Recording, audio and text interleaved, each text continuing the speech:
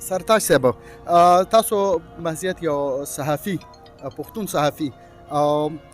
زه دغه تپوس کوم چې د ادب او صحافت ریلیشن یا تعلق ورسره څومره دی، او یاره د صحافت څومره اهم دی ادب دپاره، ادب څومره اهم دی صحافت دپاره، که په دغه لږه رڼا تاسو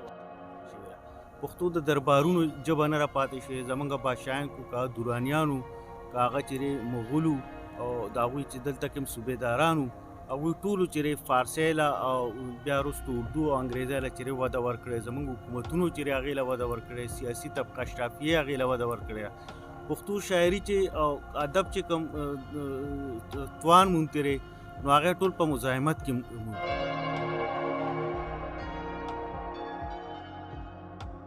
دا یو د دې ټولنې دا لاول میټینګ ما اټینډ کړ، شمال صاحب خواته ځو راځو، خو شاعرۍ کې شرکت نو کړی.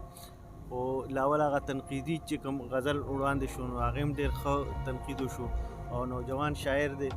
ډېر ښه شاعري یې ده،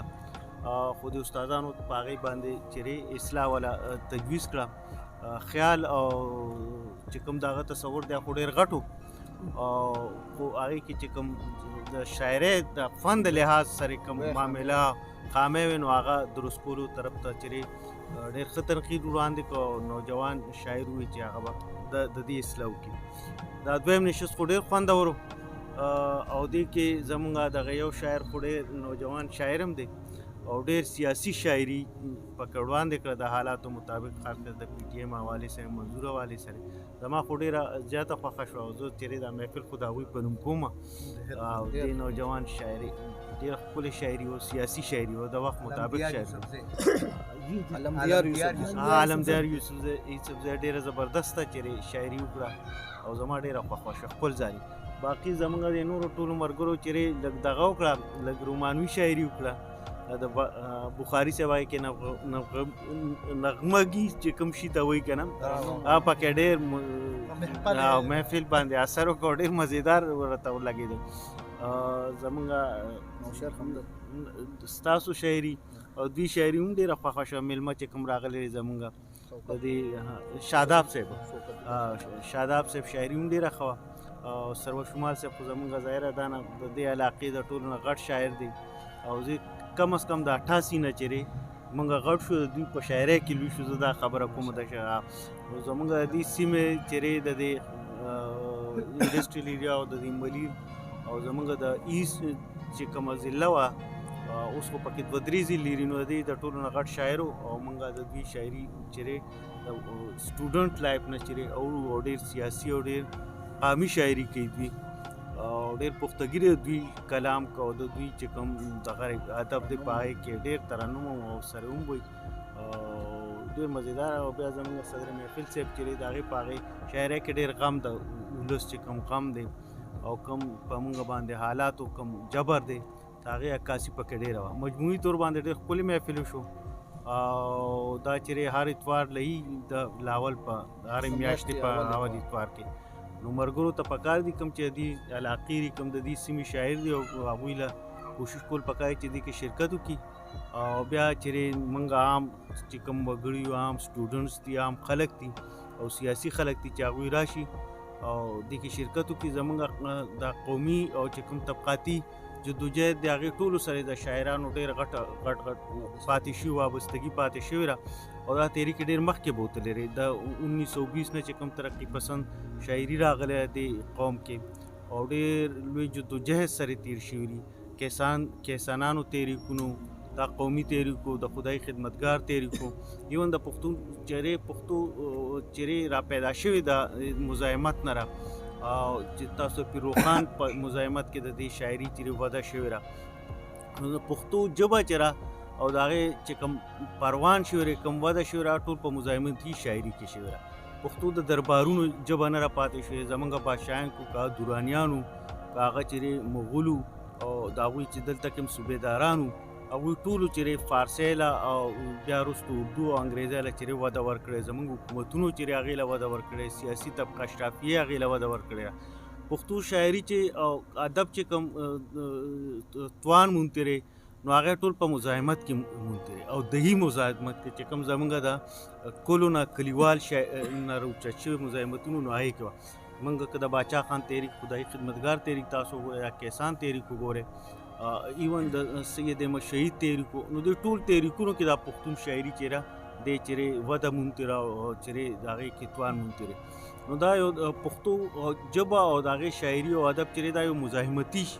شاعري ده. اوس د پی ټی ایم چې روچه شوې تحریک دی کې ډېر لوی ځوانان شاعران راغلل او ډېر لوی چیرې هغوی ته په ذریعه هم میلاو شوه تحریک سره نو په دې باندې کارم کول پکار دی چې دې ټولو تحریکونو کې دا اوس کومه شاعري کېږي په دې باندې د دې احساس راتلي. بل زه دا وایم چې پښتون ادب او شاعري او تاریخ چې کوم دی هغې ته دې وخت کې د پوسټ ماډرنزم چیرې د هغې ډېره غټه چیرې ورپېښه د هغې حمله راپې ما دې حوالې سره خاص کر تحریک حوالې سره ډېر کار کړی ادب حوالې سره ما نه دی کړی هغې سره محب صاحب چیرې هغې دې حوالې سره څه لیکل کړي زموږ د باچا خان یونیورسټۍ د پښتو ادب د پښتونخوا سټډي سنټر چې کوم ډایرکټر دی دې وخت کې هغوی دې حوالې سره کار کړی مضمونونه یې لیکلي دي نو د هغې چیرې مزاحمت ډېر ضروري د پوسټ ماډرنزم او موږ له ترقي پسند شاعري او د ترقي پسند تحریکونو له وده ورکول پکار ده. زه ډېره مننه کوم ستاسو. سرتاج صاحب تاسو محضیت یو صحافي پښتون صحافي زه دغه تپوس کوم چې د ادب او صحافت ریلیشن یا تعلق ورسره څومره دی او یاره د صحافت څومره اهم دی ادب دپاره ادب څومره اهم دی صحافت دپاره که په دغه لږه رڼا تاسو واچوئ. زه خو داسې پروفیشنل صحافي نه یم زه لیکل کوم خو اصل کې د مختلفو رسالو لکه د نیوز هم لیکل کړي فرایډے ټایمز هم لیکل کړي دي ایز ا لیکوال زه درته دا ویلی شم چې ادب سره ظاهره زمونږ چې کوم تیر شوي صحافیان مو یا قلندر صاحب یا زمونږ چې د پښتون رسالې چې کوم دغه ایډیټرز وو هغوی ادب سره ډېر نږدې تعلق پاتې شو لیکل هغوی به چیرې خو زما په خیال چیرې هغه د که تاسو دا خیال وکړئ اکثر چیرې اوس چې کوم جګړه روانه ده هغه هم دغه د پوسټ ماډرنزم چې موږ له چیرې صحافت برای صحافت کول پکار دي لکه پروفیشنلیزم دا تقاضا کوي چې تاسو چیرې یو خبر وګورئ او چې هغه څنګه یا قشان پیش شي یا مورخ نه دا توقع کېږي چې به حالات تاسو وګورئ هغه چې څنګه یا قشان پیش کړي لکه سیاست په دې کې مه راولئ. زه تاسو ته ووایم چې په یو فلم دی اوس پې راغلی مو هغې کې دقه سوال راشي هغه یو صحافي راشي یو علاقې ته او هلته کې هغه یو تحریک چلیږي هغې تحریک کې انوالو شي نو هغه سره چې هغه کم ټیم راغلي لکه څنګه چې اوس تاسو ټیم راغلی نو هغې کې د هغوی هغه ایډیټر هغه سره خبرې وکړي او دغه ته وایي ګوره زموږ مطلب دا دی چې موږ دې ځای نه خبرونه هلته کې پاس کړو هلته کې ولیږو چې دلته کې څه حالات دي دې کلي کې زموږ دا کار نه دی چې موږ د تحریک کې انوالو شو او چې کله تحریک زور زیات شي خلک پروفیشنلیزم کې ځي پروفیشنلی هغه پروفیشنلی چې څو پورې تحریک نی جامد حالاتو کې چیرې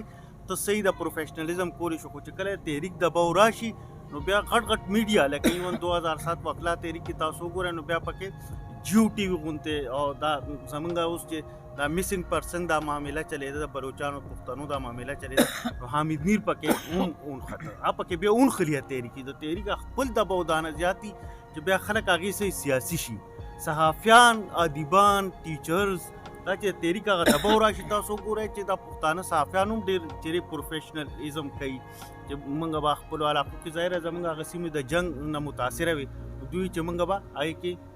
ایز ا غیر جانبدار چیرې راپورټینګ وکړو خو هغه غیر جانبدار پاتې کېدی نه شي تاله به تحریک یو سایډ اخیستل پکاري چې کله تحریک دباو راشي نو بیا خلک سیاسي شي هغې سره نو لیکوال چیرې هغه چیرې بیا سیاست او ادب سره د هغې تعلق چیرې جوړه شي زما په خیال هغې سره ککړ شي هغوی پکې نو زما خو خپل خیال دغه دی چې د زندګۍ هغه ادب زندګي مخې ته راولي نو هغه به خلکو کې هم پیلو شو خلک هغې ته خپل ځان چې پکېني چې اوس یو دانه غټ تحریک زموږ په علاقو کې چلیږي دانه غټ جنګ چلیږي که ته هغه ادب ستا صحافت او ادب کې هغه جنګ نه ښکاري نو خلک هغه ادب او صحافت او هغه شاعري خو نه خپلي نو خلک په اله هغه ادب او هغه شاعري او هغه دغه چې چا زندګي سره قریب تري چې د هغې نمایندګي کوي زما خپل خیال دغه دی چې د تحریکونو د مزاحمتونو او ادب او په دې صحافت باندې ډېر لوی اثرات ډېره مننه ستاسو ادب دغه